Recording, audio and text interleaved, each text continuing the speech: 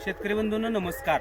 आज या ठिकाणी तुम्ही आंबा बागेमध्ये या ठिकाणी तुम्ही हा पालवीचा प्रकार जो तुम्हाला दिसतोय, तर या ठिकाणी आपण केशर आंबा बागेमध्ये फ्लावरिंगच्या वेळी जर आपल्याला पाणी व्यवस्थापनाचं जर व्यवस्थित अचूक मार्गदर्शन नाही भेटलं, तर या ठिकाणी आपण आपल्या बागेमध्ये मोहर कमी आणि पालवी जास्त आपल्याला या ठिकाणी दिसत असेल।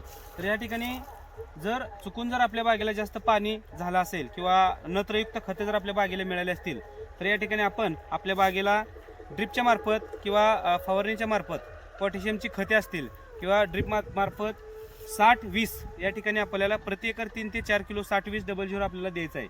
तर या ठिकाणी 60-20 दिल्यानंतर अशा प्रकारच्या आपल्याला कवळ्या पालवीमधून सुद्धा या ठिकाणी तुम्ही बघत असाल की या ठिकाणी कवळ्या पालवीमधून सुद्धा आपल्याला जर फ्लावरिंग बाहेर पाडायचं असेल, तर या ठिकाणी तुम्ही बघत असाल की या ठिकाणी तुम्ही कवळ्या पालवीमधून फ्लावरिंग बाहेर पडलेलं आहे। तर याच ठिकाणी याच प्लॉटमध्ये या ठिकाणी बांधाच्या कडेच्या लाईनला या ठिकाणी तुम्हाला सुंदर असा मोहर निघालेला दिसत आहे।